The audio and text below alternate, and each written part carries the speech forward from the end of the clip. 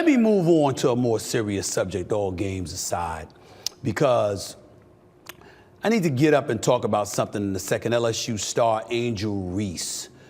She did not travel with her team for their 73-50 victory over Southeastern Louisiana on Friday. If you remember, 3 days earlier, she had gotten benched against Kent State, okay? Prior to missing that game, you know, she was benched in the second half of the Lady Tigers, comfortable 109-79 win over Kent State.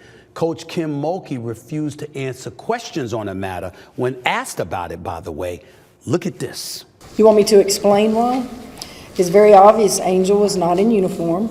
Angel is a part of this basketball team, and we hope we see her sooner than later. Does that mean it was her decision? I'm not going to answer anymore. That's it. That's all y'all need to know. Okay? Actually, that is not more we need to know. The days of amateurism are over. You see, these players get paid now, albeit not by the university, so I don't agree with Coach Mulkey about that. But I do get a point. Remember, Angel Reese broke her silence on the matter, but did respond on the situation by tweeting out to fans this: please do not believe everything you read. That's what she said. In defense of Angel Reese, let me tell you why that's incredibly important. Because there were people out there throwing out rumors that there was problems in the classroom. That's bullshit. First of all, we don't know that to be true, but the reason why I say it's BS and I call BS on it is because if she had academic issues, you knew that before halftime of Kent State. So why would you bench at halftime, okay, for the second half of the game, but let her play the first half if it was an academic issue? Clearly, that's not what's going on here. I'm speculating. I do not know. But it's time that I stood here, and just gave a closing comment about Angel Reese. I want you to know something, Angel Reese, and this message is directly for you. You are an absolutely wonderful, marvelous, young black lady. You made us proud last year. You continue to make us proud even now. You're a national champion. You're a first-team All-American. You win 6 straight games in the NCAA tournament, averaging a double-double. You did it all. And then look at how it paid off for you. You see all of these photos that I'm showing up here, throwing out the first pitch for the Baltimore Orioles? You know, showing up everywhere, being a woman about town, because that's what champions do.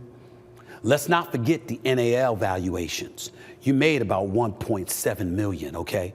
And just to give it some stats out there for everybody to watch, let's go down the list of the top-notch individuals in the world of name, image, and likeness and who've profited off of it. You got Bronny James, LeBron's son, at $5.9 million. You got Shedeur Sanders, primetime Deion Sanders' son, the star quarterback at Colorado, at $4.5 million. Okay, you've got this girl, Livy, at $3.3 million. Livy Dunn from LSU, she's a gymnast, at $3.3 million. Arch Manning, okay, a member of the Manning family, now a quarterback at Texas, tied with Caleb Williams of USC at 4th at $2.8 million. You got Travis Hunt at the 6th spot at $2.2 million. And then you got Angel Reese at $1.7 million. That is what she earned with name, image, and likeness. So couple that with the 5.2 million social media followers that she has. Look at all the brand deals that she has. Coach, Amazon merch, McDonald's, Sparkling Ice, Xfinity, Outback Steakhouse, Discord. These are all the deals she has while she's a college student. Well, here's the problem with that. And Angel Reese, I hope you're listening to this. Notice that your popularity and your celebrity is elevated.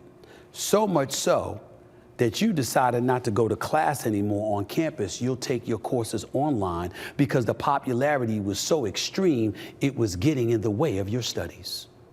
That's basically what you told folks. Having said all of that, if it got in the way of your studies, I ask a simple and respectable question. What else did it get in the way of?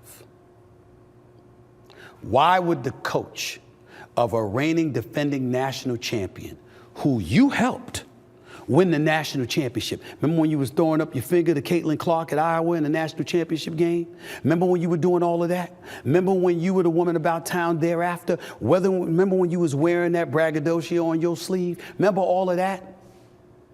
Is it possible that because of the fame, the celebrity, and the newfound dollars that came into your coffers, that all of that changed, and with it, there was a slight change in you. And the coach noticed and said, okay, I have to do something about this. We don't know. I certainly don't know. Don't cover LSU. But it's a worthy question to ask, because I can't believe that the coach of a reigning defending national champion, knowing your greatness and how valuable you are to the success, to the overall success of the team and what your goals and aspirations are, would choose to make that decision about you. Is it possible that there's been some alterations in your attitude that forced the kind of things that have been transpiring over the last week? You getting benched and ultimately not showing up for another game. It's a worthy question to ask because you're only 21 years of age. It's entirely plausible and possible that you might have been smelling yourself just a little bit. And it's not a crime, and it doesn't make you wrong, and it doesn't make you a bad person. But the reason why these questions are justified in being asked is because Kim Mulkey, for better or worse, has always been Coach Mulkey. The same person that we see talking to the media, the same person that we see coaching on those sidelines, the same person that we saw win a championship last year is the same coach we've been watching for years. We watched her say things that have offended people. We watched her say things that have put off people. We've also watched her not care one iota. She's going to be who she is, and she still gets hired because she's a phenomenal coach. So she hasn't changed. We see her, and it's the same person we've been looking at. What we've received an indication about right now is that something may have changed in you. Again, if it's happened, it's not a crime, but it's a lesson to be learned here. Be careful what you wish for. Be careful what you seek prematurely.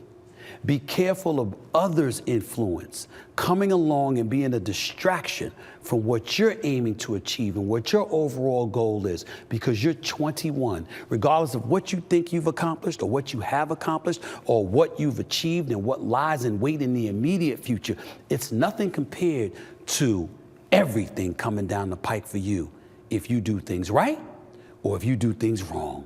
You're 21. You're not 51, you're not 61, you're not 81. You got a long life ahead of you, but it'll feel even longer if you're not careful about how you choose to conduct yourself, what you choose to portray, and what you choose to subject yourself to. Life's a beautiful, beautiful thing when you're winning. Temptation shows up everywhere. None of us are immune to it. Some of us just handle it better than others. Make sure you're handling it all better than others. No one expects you to know everything. Nobody expects you to get everything right. Just remember to be that beautiful, marvelous, spectacular young lady that achieved it all to begin with, and follow that person, not something else based off the temptation that was thrown in your face. It's just a thought, just a thought.